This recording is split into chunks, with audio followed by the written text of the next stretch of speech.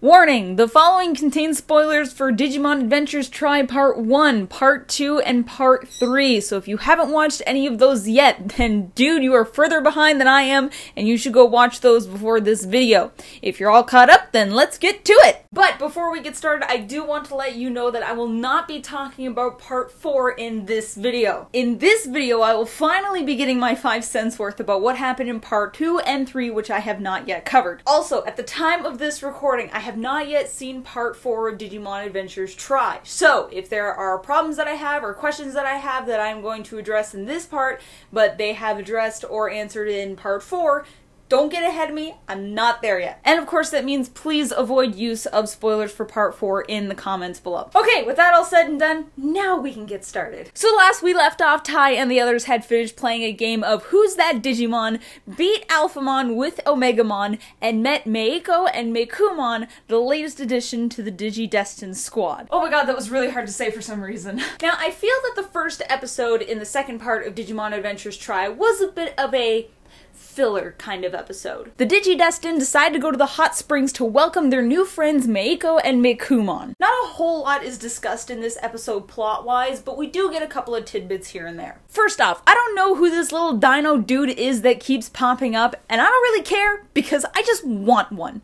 He's adorable for some reason. It's okay, Patamon, you're still adorable too. My Patamon, now I just want him to be with me. We learn that the infected Digimon are after someone specific. Cough, cough, Meikumon, cough, cough. And that the organization are becoming able to predict where rifts will open. There was also a cute little nod to the original series with Gomamon hanging out in the girls' change room, kind of like he did in the original series where he was hanging out in the girls' bath. Don't read too much into that, it was funny and cute at the time, okay? And I honestly thought this was finally going to be the time that they were going to show us what Gabumon looked like without his fur coat on. Apparently it happened in the manga, but I want to see it happen in the anime, damn it. Putting a towel on your head is cheating. Near the end of the episode, we see that the organization is developing weapons to help them fight off the infected Digimons so that they don't have to rely on the kids. Whether or not this will become a useful tool in the future of this series, I know not. Episode 2 of Part 2 gives us another common episode in anime.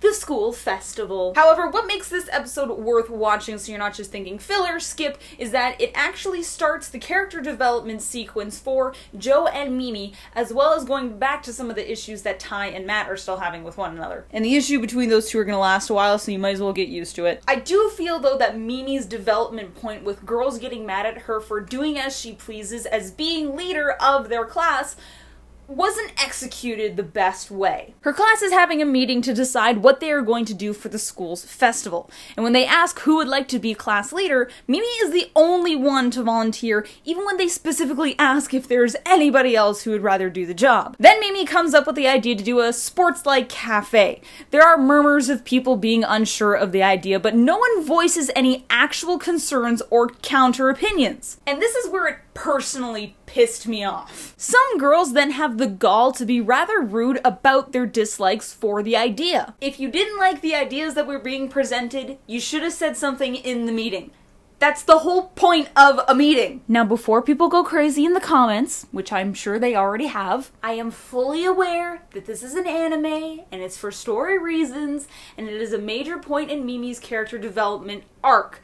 I just feel that it could have been executed better. Going to something a little bit more uplifting. Remember when I mentioned in the last review how I didn't like the disguises they were putting on their Digimon? Well, I take it back because these two are adorable. Unfortunately, though, this does lead to another case of cliche happenings when Meiko and Mimi go to confront Ogremon. Mimi pulls the whole, I'm gonna show them that they aren't all bad, but whoops, I made it worse cliche. I saw it happening a mile away.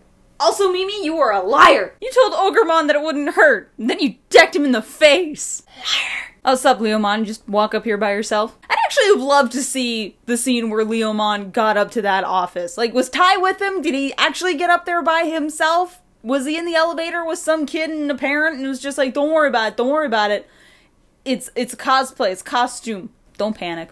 Please don't call the cops. After getting some more information from Leomon of the happenings of the infected Digimon problem, which pretty much just boils down to the infected Digimon showed up before the rift showed up, We don't know what's going on. We then get into the kind of confession part of Mimi and Joe's character development. Mimi confesses that she always knew that people saw her, or that she was a somewhat selfish, assuming, and rather narrow-minded person. Joe counters with, well, at least she is doing something, and that he's frustrated with himself for being a coward and running away. Running away from being a Digidestined, and being a coward for not facing his friends in fear of being belittled, as well as people actually taking his side and helping him come up with excuses as to why he's not been around. Tentamon, did you make all that yourself, or did you call office room service?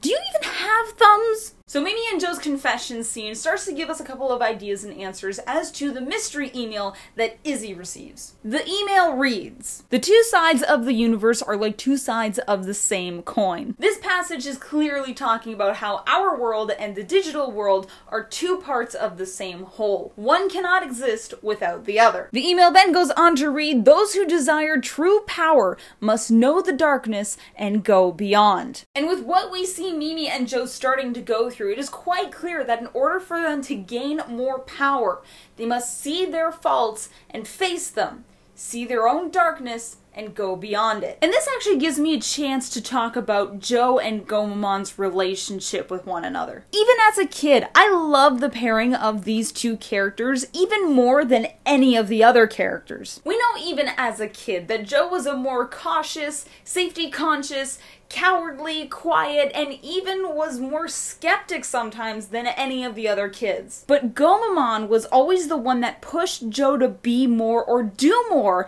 than he thought he could be or was capable of. He would help Joe say what was on his mind, or even say things that he couldn't. It really is a case of one completing the other. Then the plot gets a kick in the pants when Ken Ishijoji appears and kidnaps Meikumon. But then he returns her, so it's all fine, right? Nope, all is not fine. All is not fine. Yep, Meikumon Dark Digivolves, kills Leomon, and f***s right off. I get the feeling I shouldn't trust you, should I? This all doesn't happen, though, before we see the prophecy of ultimate evolution in action with Zudomon and Lilymon. Seriously, guys, the prophecy of ultimate evolution, we're gonna call it that. Now, just to give you a reference, this means that Gomamon and Palmon can now digivolve to the same level as Metal Garurumon and Wargreymon with Vikamon and Rosemon. Which brings me to the question, will Tai and Matt be able to digivolve their Digimon further than Wargreymon and Metal Garurumon,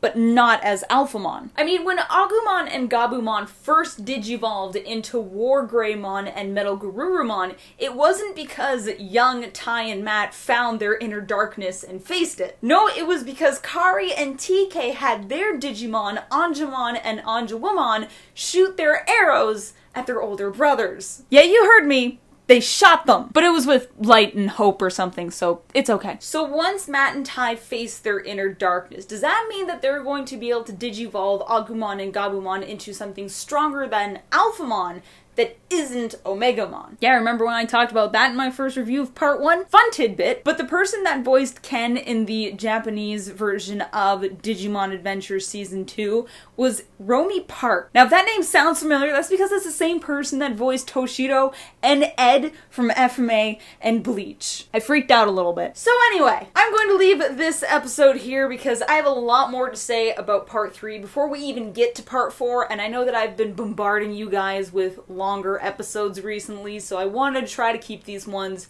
relatively shorter. So, thank you guys so much for watching. Be sure to check in on Tuesdays when Andrew usually uploads, Fridays when Sarah usually uploads, and Saturdays when Jack has gaming. Until next time, geek on. When I wrote this out, I accidentally wrote the email reads, "Two sides of the universe are like two sides of the damn coin."